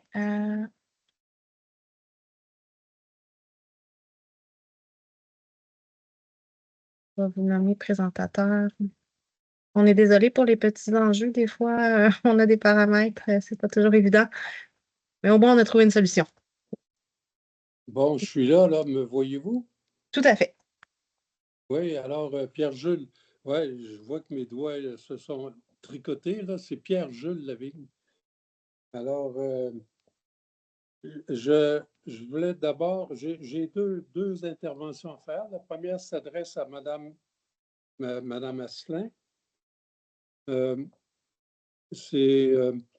voudrais vous sensibiliser à la notion d'activité récréative. On a beau avoir des belles stratégies de pour conserver, restaurer la biodiversité, mais en milieu aquatique, le drame est le suivant, c'est que les activités récréatives constituent le principal vecteur d'introduction des espèces aquatiques envahissantes. Bon, évidemment, on pourrait prendre l'exemple le plus récent qui est les myriophiles aipis, mais pensons aux ménés qui ont été introduits partout. Ça a donné des perchaudes, des échillants dans des milieux de salmonidés, etc. Ça fait que moi, je suis membre de l'Association des riverains du lac Séchard. Puis, on a développé une approche qu'on pense assez nouvelle, assez porteuse en termes de maintien de la biodiversité, à savoir que on voudrait proposer à la Ville une nouvelle équation entre l'accessibilité puis la protection des milieux aquatiques. Puis on aimerait bien ça aller vous le présenter, Mme Asselin, vous voler 1 heure de votre précieux agenda pour vous présenter ça. Dites-moi tout de suite si éventuellement c'est possible ou comment je pourrais faire pour vous rejoindre. Donc, Mme Asselin, peut-être qu'on peut prendre vos coordonnées, M. Lavigne, puis transmettre la demande directement à Mme Asselin, puis elle va pouvoir vous y répondre directement. Oui, d'accord. Vous les avez déjà, mes coordonnées? Vous avez mes coordonnées? Oui, je prends en note. Oui, tout à fait. On a votre courriel. La deuxième s'adresse à Mesdames Coupal, Meilleur et Gaudreau, l'équipe des Power Women. Bravo pour votre travail, vraiment. C'est génial. Comme ils disent en italien, it's a relief. Enfin, on va avoir une ville qui va vivre avec ses cohabitants, sa nature, quoi. La notion de corridor pour la réserve d'eau potable de la Ville de Québec, je n'en ai pas entendu parler. Je suis peut-être en tort dans les informations, mais la réserve d'eau potable, la façon qu'on vit la situation ici au lac Séchard, c'est que la notion d'exploitation de la ressource, qui est l'eau, est hyper importante pour 300 000 personnes par jour, versus la conservation du milieu qui génère cette eau-là. L'équation n'existe pas. C'est toujours les paramètres de l'exploitation qui dominent, comme s'il y avait vraiment une opposition entre exploitation et conservation. Et on trouve ça bien dommage. Puis, Agiro fait des diagnoses à répétition. Puis, la diagnose de 2022 qui a été rendue publique l'an dernier fait ressortir qu'on a besoin plus qu'une salle d'urgence. On a besoin d'une intervention d'urgence parce que le lac s'en va vers l'eutrophisation. Il est rendu méso-eutrophe. Puis, ce que je constate, c'est que il y a des milieux, vous parliez de Marais du Nord dans votre exposé, mais on parle surtout de la portion terrestre des Marais du Nord. La portion aquatique, le milieu humide comme tel, présentement, c'est une tragédie. C'est vraiment, c'est dommage. Le milieu est perturbé par l'urbanisation. Il y a des coups d'eau incroyables et tout le milieu est en chambardement présentement. C'est-à-dire qu'il y a des besoins de restauration. Il y a des besoins, il faut reconnaître que le milieu doit être identifié comme en convalescence, mais présentement, ce ne l'est pas. Il y a 5000 mises à l'eau par été, puis les gens vont absolument partout, puis les gens se demandent où ils sont rendus. Le marais s'est rendu comme un banc de sable. Les gens jouent au frisbee dans les marais du Nord. Enfin, vous voyez, On je pourrais Vous, également vous vous devez, faire.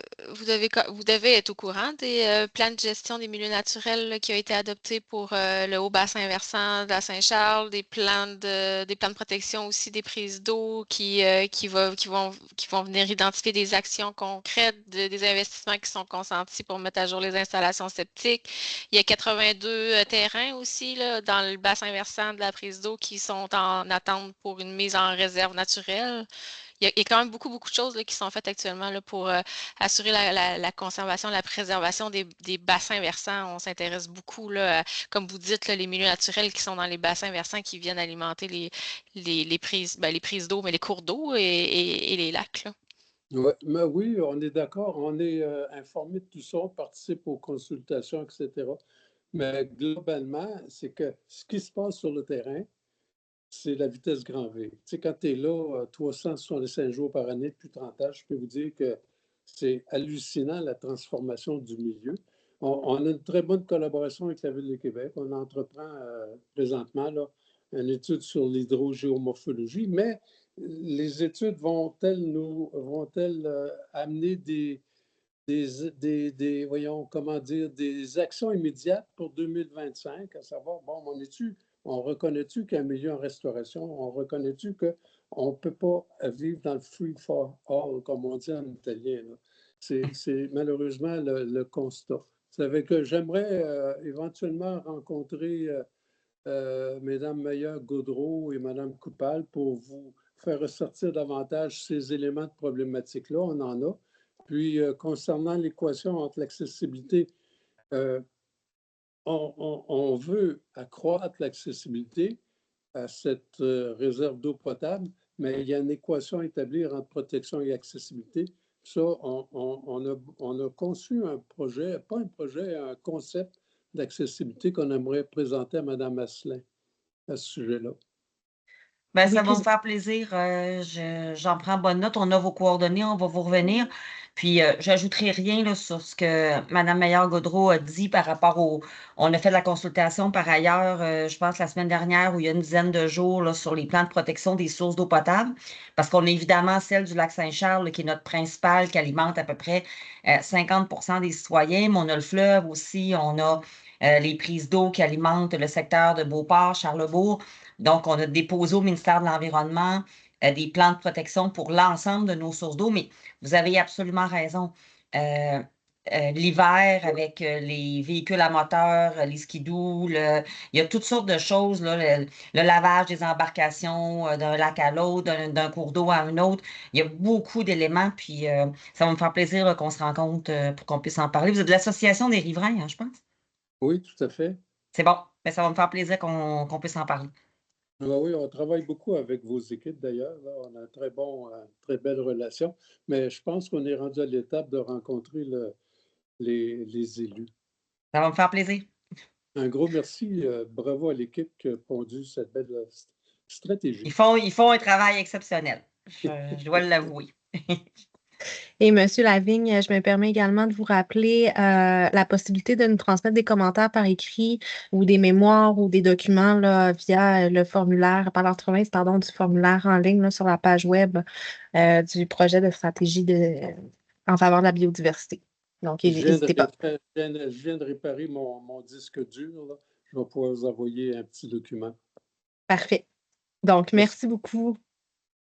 Ernesto. Oui, bien sûr. On peut aller avec peut-être deux questions par écrit. J'ai noté dans la présentation, Madame ou Monsieur Martel demande, j'ai l'impression que c'est un conseil de quartier. Je n'arrive pas à voir le nom du conseil de quartier. Et elle dit ou lui dit, j'ai noté dans la présentation, entre parenthèses, 3 habitats floristiques et 12 habitats fauniques. Également, restauration de tous les milieux naturels. Qu'est-ce qui est désigné par ces appellations? Habitat floristique, habitat faunique, milieu naturel. Plus de précisions par rapport à ces appellations. Milieu naturel, on parle de manière générale là, de milieux boisés, hydriques ou milieux humides comme les tourbières, les marécages, etc. Sinon, est-ce que tu peux me répéter les deux autres? Oui, bien sûr.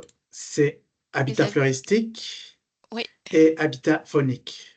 OK. En fait, c'est qu'il dans la loi sur la conservation du patrimoine naturel, il y a différents statuts ou désignations, devrais-je dire, là, pour les milieux naturels, de manière générale.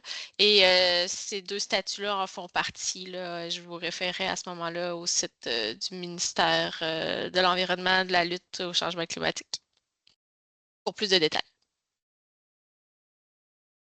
Oui, C'est Marie-Josée. aussi dans Voilà. le petit portrait sur la biodiversité qui va être diffusé en même temps que la stratégie. On vient expliquer c'est quoi ces habitats-là. L'information est disponible.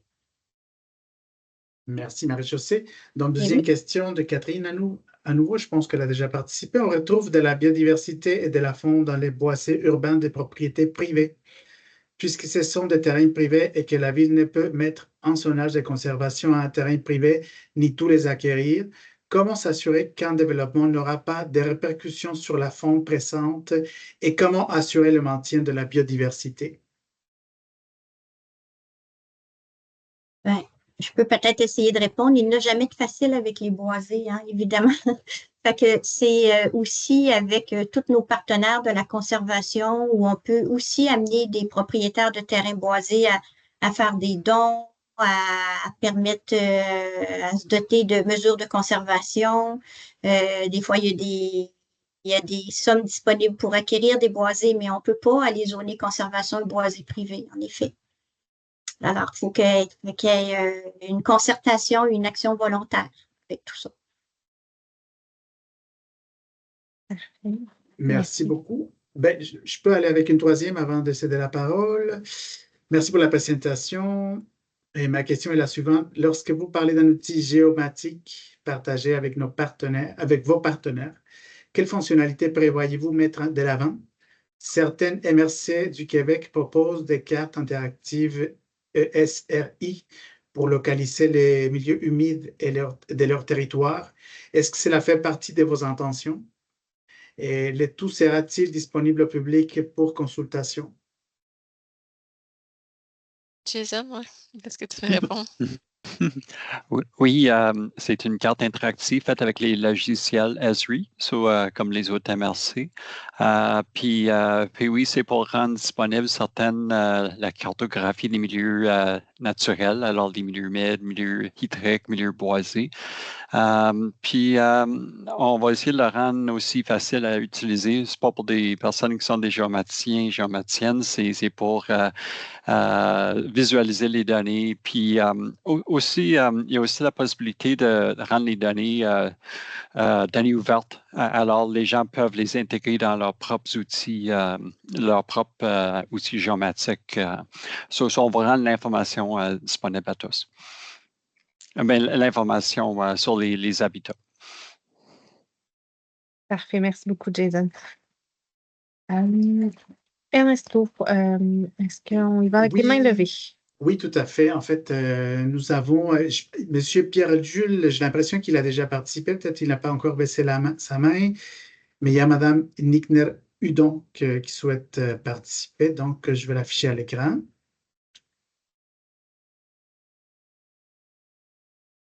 Parfait, donc... OK, c'est bon, j'ai pu faire les manipulations.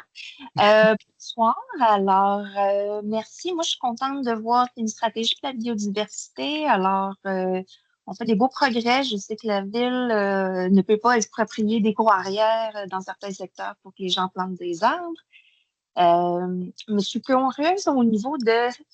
Un des enjeux qu'on a dans certains secteurs, c'est vraiment la présence de plantes envahissantes. On a vraiment des enjeux au niveau de la renouée du Japon ou parfois de la phragmite qui se propage comme un feu brûlant. Et c'est des opérations qui sont vraiment de longue haleine pour ce qui est d'en venir à bout. Et parfois, on a vraiment des propriétaires qui sont super négligents ou qui s'en contrebalancent. Et leur non-action ou leur passive agressivité de rien faire empêche parfois certaines initiatives de gens voisins de réussir à, par exemple, à nettoyer, enlever leur terrain, par exemple, une question de clôture. ce genre, ou des terrains qui sont contigus.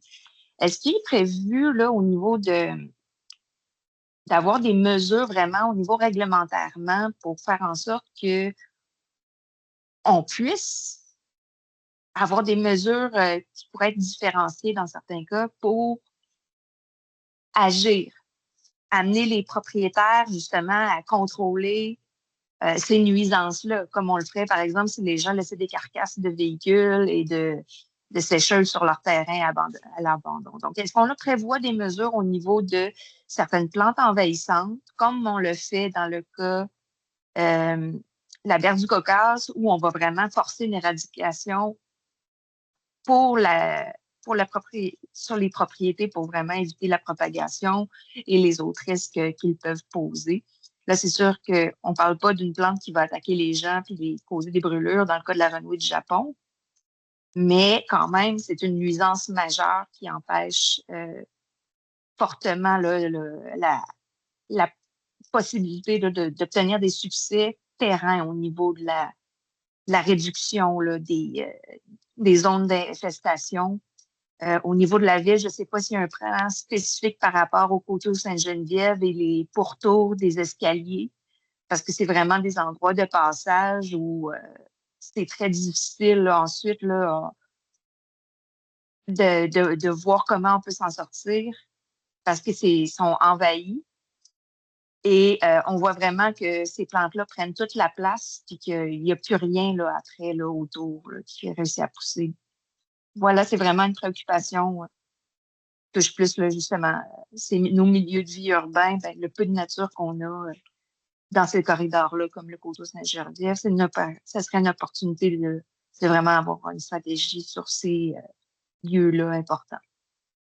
Je peux répondre à la question. Vous allez être contente de lire dans la stratégie qu'il y a vraiment un thème qui a plusieurs pages dédiées à la lutte aux plantes exotiques envahissantes. C'est personnellement un dossier sur lequel j'ai déjà travaillé. Fait que vous avez tout à fait raison. Ce sont des pestes. Et la ville travaille beaucoup déjà à essayer d'éliminer des plantes exotiques envahissantes, mais il faut choisir nos batailles parce qu'il y en a tellement partout. Et on a déjà étudié l'idée d'ajouter d'autres plantes au règlement sur les nuisances, que la berce qui est là aussi parce qu'elle est nuisible pour la santé. Mais finalement, même en échange avec d'autres municipalités, avec d'autres partenaires, c'est pas efficace. C'est vraiment le plus efficace, c'est vraiment l'information, apprendre aux gens à reconnaître la plante. Parce qu'une réglementation, ça devient aussi sans fond impossible de l'appliquer. Mais oui, c'est justement ce que vient prendre l'engagement, là, c'est de développer un programme détaillé qui va vraiment agir sur la prévention et qui va nous amener à travailler avec les partenaires du milieu pour vraiment, quand on adopte une lutte, d'aller jusqu'au bout aussi, parce que ça sert à rien d'éliminer une renouée puis de pas y retourner l'année d'après. Donc, c'est vraiment difficile. Et vous avez parlé du coteau Sainte-Geneviève. La ville a financé pendant plusieurs années des groupes autour du coteau Sainte-Geneviève là, qui ont vraiment travaillé à éliminer la renouée japonaise. Mais c'est ça, c'est qu'il faut toujours continuer parce que ça reprend. Fait que oui, on fait notre possible, puis c'est un des engagements de la stratégie de déployer un programme plus concerté sur les plantes exotiques envahissantes. Merci. Je pense au cas de l'escalier de la pente douce, là, où ça donne vraiment sur l'arrière de l'ancien Volkswagen. C'est un champ de mine, puis ça serait pourtant un excellent corridor à aménager, là, vu qu'il y a peu d'humains qui vont à cet endroit-là. Il y a beaucoup d'espace qui serait intéressant à rétablir pour mettre ça beau. Là, on aimerait ça. Madame Asselin, vous aviez quelque chose à ajouter? On l'a mentionné aussi cet après-midi avec les partenaires. On travaille aussi avec la CMQ parce que ce genre de... Quand on dit ça pousse comme la mauvaise herbe, c'est le cas de le dire. Puis, tu sais, ce genre d'ennemi-là ne connaît pas les frontières des municipalités. Donc, si on fait des plans de lutte à la Ville de Québec seulement, mais qu'on ne l'intègre pas, par exemple, à l'agglomération, qu'on ne l'intègre pas aux municipalités avoisinantes, ben, on travaille un peu chacun de notre bord. Donc, à la CMQ, je préside le comité en environnement des élus de la CM, puis on a vraiment pris en délibéré là, quelque chose pour essayer de voir comment on pourrait travailler mieux ensemble pour avoir des pratiques similaires. Puis quand Marie-Josée parlait d'une lutte concertée, c'est tout le monde travaille sur la même espèce en même temps. On fait un plan, tu sais, puis on le suit, puis on est rigoureux. Mais sinon, on se disperse, puis on n'y arrive pas. Là, fait que c'est vraiment quelque chose qu'on travaille aussi là, au niveau de la communauté métropolitaine. Peut-on prévoir une cartographie des principaux sites C'est d'infestation déjà en à cours. l'échelle régionale? Oui. Cool. Bon, ben c'est ça. Je sais que c'est un règlement qui va être compliqué parce que ça coûte cher enlever ça aussi. Puis les amendes, c'est compliqué à certains égards, là, entre autres. Puis il faut avoir tu sais, la bonne façon de faire, puis de la rigueur, tu sais, pas juste un coup d'épée dans l'eau une année. Il faut vraiment tu sais, être rigoureux sur des longues périodes. Fait que c'est pour ça qu'il faut choisir vraiment ce sur quoi on intervient. là. C'est ce qu'on appelle les problèmes complexes, comme dirait Pierre. Ben, merci. Exactement. Merci, Madame Nardon. Ernesto, je vois que les prochaines mains levées, c'est des deuxièmes tours de parole. Fait que, je ne sais pas si dans l'outil QR, on a des premiers tours de parole à traiter. Ben, en fait, non, c'est encore le deuxième tour de parole. Alors, je peux aller avec les questions écrites. Il y a 2 questions. Voilà. Est-ce qu'on doit comprendre, c'est Madame Martel ou Monsieur Martel, est-ce que je dois comprendre que les stratégies ne permettra pas d'élaborer des règles supplémentaires d'urbanisme pour que le développement des quartiers résidentiels ou industriels implantent des jardins d'habitat variés, par exemple, ou d'autres aménagements respectant l'intégrité des écosystèmes et la biodiversité? Ben, ça pourrait éventuellement être une piste d'action. Là. On n'écarte rien à ce moment-ci. C'est seulement que on est allé dans les grands objectifs, les engagements de la ville. Maintenant, on a identifié certaines pistes d'action pour arriver à rencontrer nos engagements et nos cibles qu'on s'est fixées. Mais on va dans les prochains mois, années, on va analyser là, quels sont les moyens les plus efficaces là, pour arriver à rencontrer ces engagements et ces cibles-là.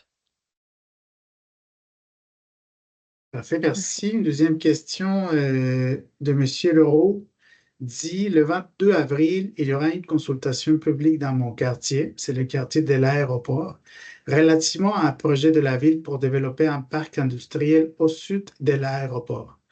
Boulevard Ramel, route Jean-Gauvin et route de l'aéroport.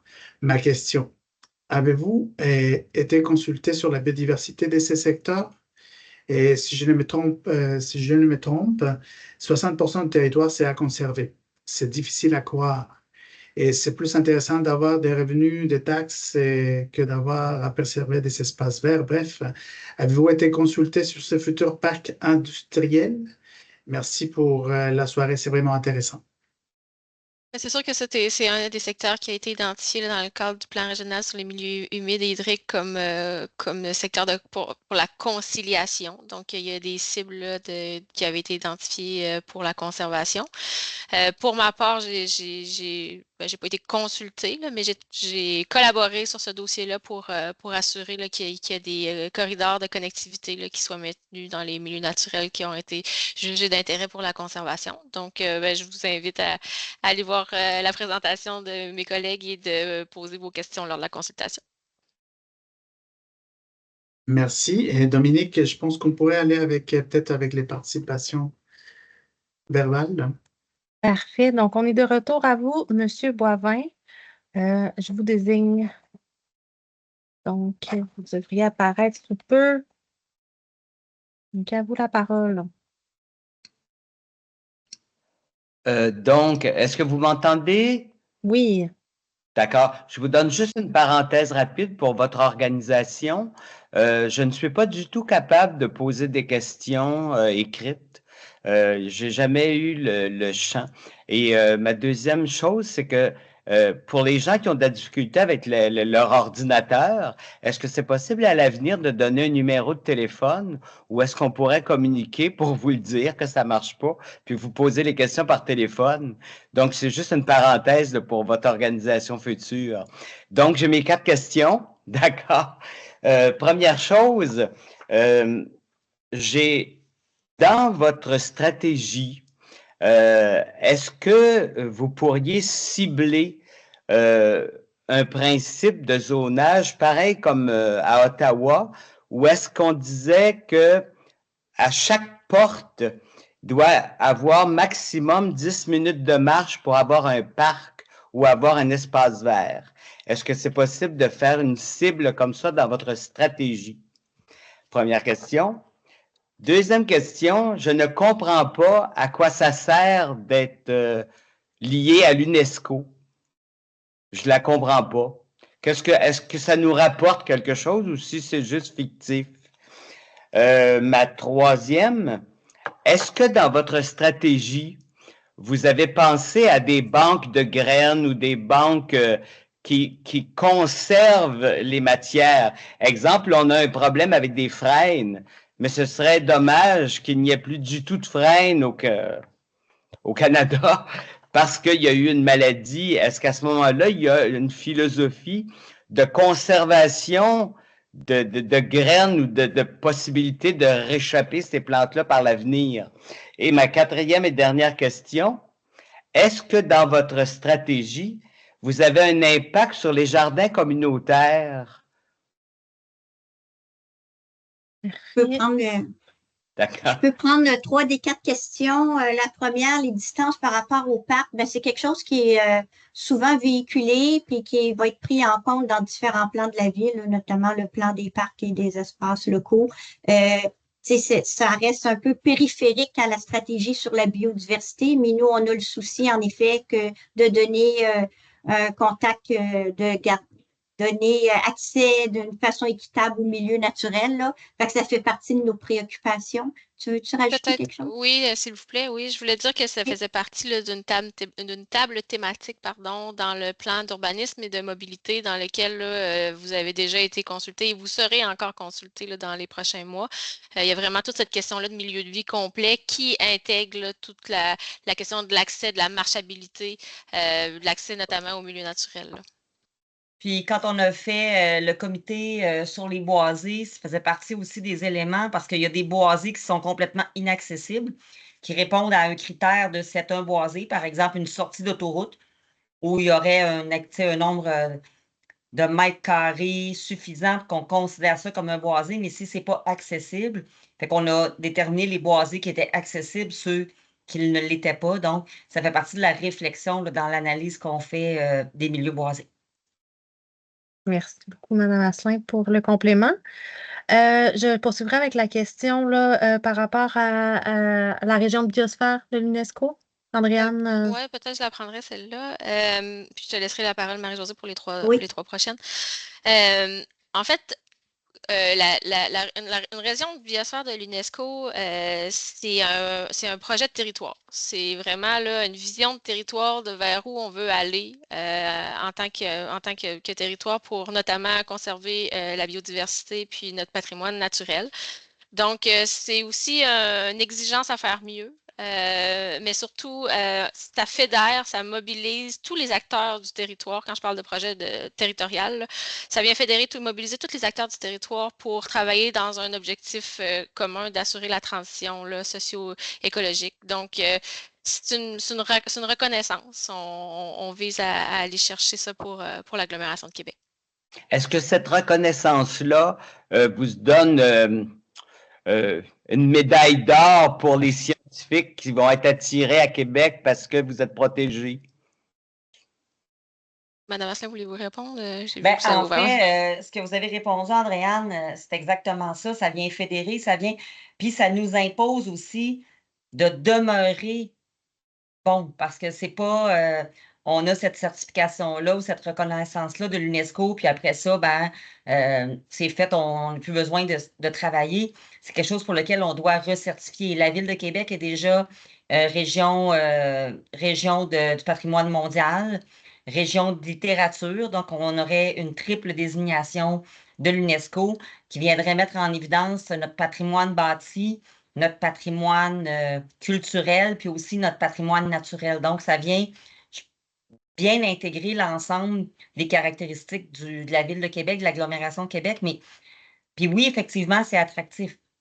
Parce que si tu es un chercheur, tu as le goût de t'intéresser à l'urbanisme, au développement, à la biodiversité, aux espaces naturels, puis tu t'en vas travailler dans une région qui est reconnue comme région de biosphère de l'UNESCO, ben, on pense que c'est attractif. Puis c'est aussi, on serait la seule ville dans le monde à avoir une démarche vraiment portée par la ville et où l'entièreté du territoire de la ville serait considérée comme une région de biosphère. Donc, on est observé un peu partout dans le monde actuellement comme étant novateur dans cette approche-là. On est allé à Dublin au mois de juin rencontrer des gens de la baie de Dublin qui ressemblent un petit peu au territoire de la Ville de Québec avec des activités portuaires, avec un centre-ville très urbanisé. Puis la région de biosphère, c'est pas on met une cloche de verre sur la ville puis on fait plus rien. Mais c'est comment on intègre ces notions-là de biodiversité, de protection du patrimoine naturel dans une ville où il vit aussi des humains qui ont des activités économiques, qui ont des activités industrielles. Comment on arrive à concilier, tantôt on parlait des aires centrales, les zones tampons, les zones où il y a plus de développement, ça nous oblige à être bons, ça nous oblige à continuer à être bons, puis ça vient un peu enlever le côté politique à cette chose-là, à ces ambitions-là, parce que ça survit au passage du politique. Ça devient quelque chose qui est une signature dans une ville. Donc, on a avec fierté déposé notre candidature en janvier, mais c'est aussi pour venir mettre un saut sur cette ambition-là qu'on a au niveau de la biodiversité. Donc, je pense que c'est une belle démarche. Est-ce que ça nous donne quelque chose en termes de financement ou quoi? Non, mais ça vient donner, je pense, beaucoup de crédibilité à ce qu'on fait. Et, Merci. Il me resterait les 2 questions. Je vais laisser Marie-Josée, je me suis un peu emportée, là. Pas de problème.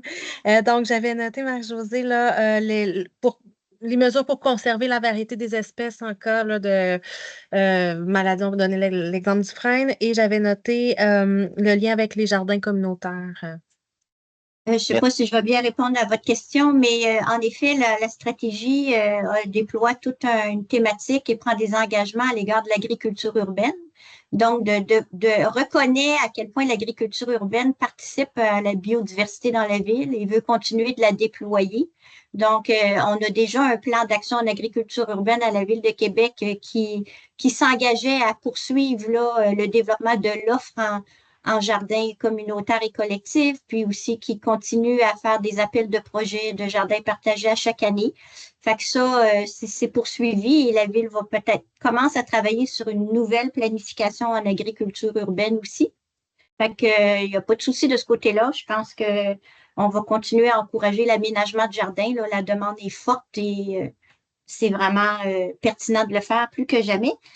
Concernant les banques de graines, je ne suis pas sûre d'avoir bien compris votre question. Le chapitre sur l'agriculture urbaine aussi fait la promotion des semences patrimoniales. La Ville distribue des semences lors de différents événements, plus pour les insectes, pour des plantes, pour les insectes pollinisateurs. L'idée de conserver, je ne sais pas si j'ai bien compris, des semences de frêne puis tout ça, c'est pas exclu, mais je dirais que c'est pas une idée encore qui a été explorée. Est-ce que ça serait à la Ville de faire ça? Est-ce que la Ville pourrait supporter des partenaires plutôt de la recherche là-dessus, peut-être? Votre idée peut évoluer, mais... Mais en fait, ce que ça m'a fait popper là, comme réflexion, puis il y a des gens, pas probablement, il y a assurément des gens de foresterie urbaine qui en savent beaucoup plus que moi, mais ce que je me souviens d'avoir entendu, c'est qu'on tentait aussi de réintégrer, par exemple, l'orme qui a été frappé par la maladie hollandaise de l'orme. On tente de les réintégrer graduellement, à moins que quelqu'un de la foresterie urbaine me dise que je suis dans le champ. Mais il me semble d'avoir entendu qu'on tentait. Fait que peut-être qu'avec le frein, éventuellement, une fois cette épidémie d'agrumes du frein-là passée, on pourra faire des tentatives pour réintégrer les freins. Donc, quelqu'un m'écrit en aparté, non, c'est vrai pour l'orme. Donc, j'avais un vague souvenir là, qu'on m'avait dit ça. Donc, on réintègre graduellement après ces épisodes-là de maladie sur le territoire de la ville, des projets de recherche pour ramener certaines espèces. Là. On travaille ça notamment avec l'Université Laval. Donc, ça pourrait être fait pour le frein éventuellement. C'est avec le centre de recherche sur l'arbre et son milieu. Là. Je cherche l'acronyme, là, mais c'est le CRAUM. Centre de recherche sur l'arbre urbain. Je vous donne juste un exemple concret que je trouve dommage, c'est qu'il y avait à l'époque à Québec, c'est mon grand-père qui m'a raconté ça, des pommes Alexandre. Donc, maintenant, est-ce que vous êtes capable de trouver des pommiers Alexandre? Non, ça n'existe plus parce que personne n'a conservé de graines ou de bases pour réussir à sauver ça. Donc, c'est pour ça que je vous posais la question, est-ce que ça fait partie de votre stratégie?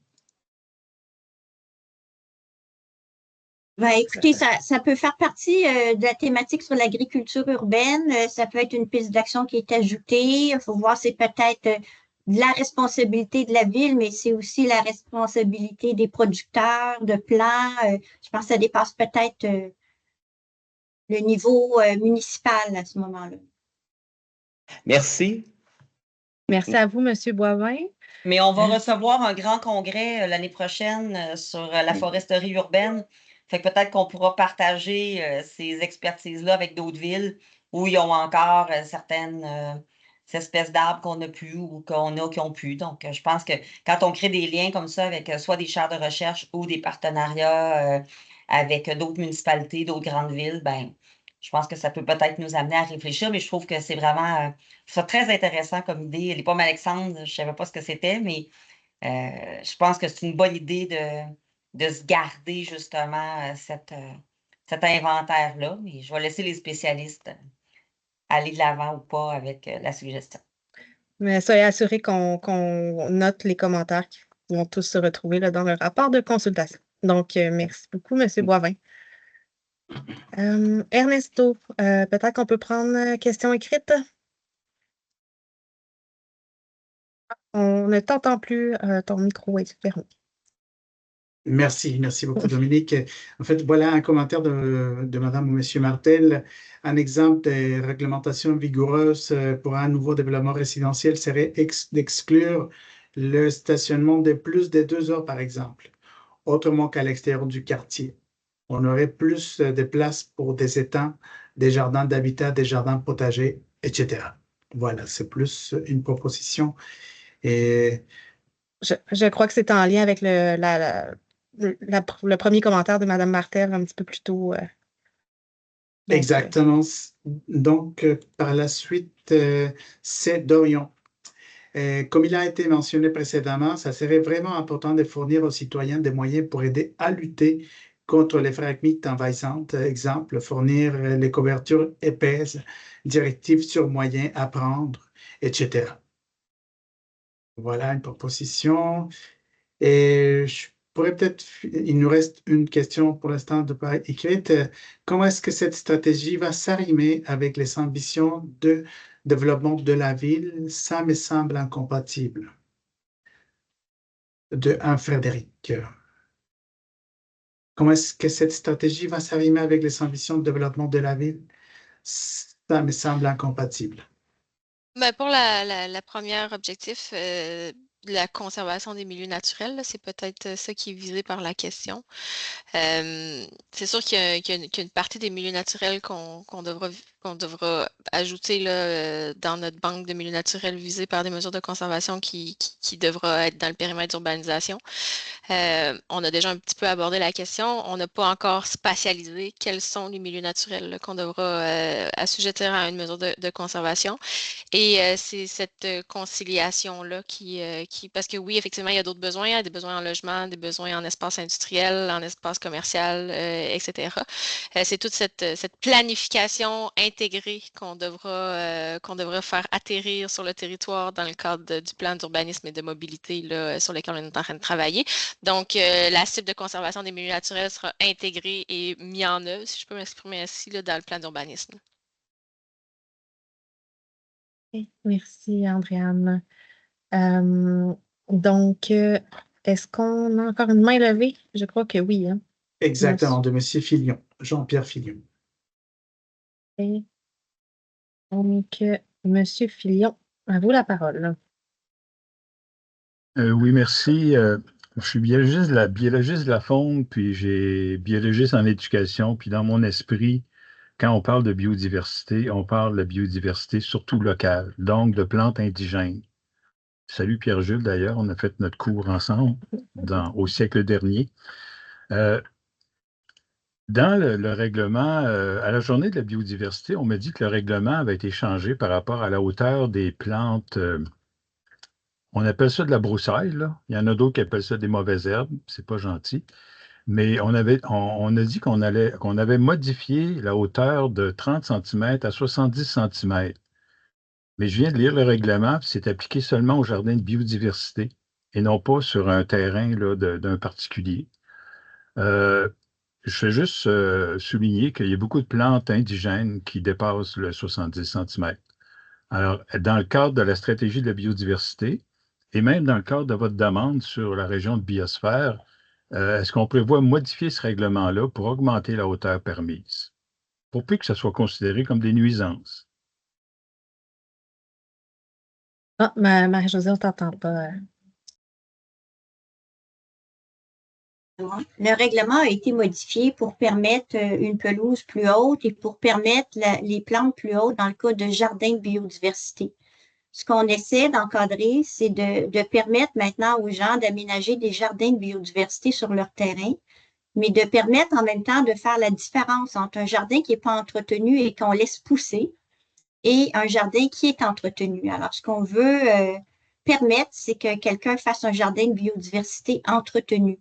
Autrement dit, qui pose des gestes pour enlever les plantes nuisibles dans son jardin, pour jouer avec les hauteurs, pour faire une bande de transition, pour avoir quand même un petit souci, pour que ce jardin-là ne soit pas confondu avec une négligence d'entretien de terrain. Fait que, à partir du moment où c'est reconnu comme un jardin de biodiversité, puis que ça cause pas de problème, ben ces jardins-là sont maintenant permis. On a enlevé l'utilisation dans le choix des mots. Vous parliez tout à l'heure de broussailles, plantes nuisibles. Avant, on parlait de plantes sauvages, comme si une plante sauvage était nécessairement négative. Tu sais.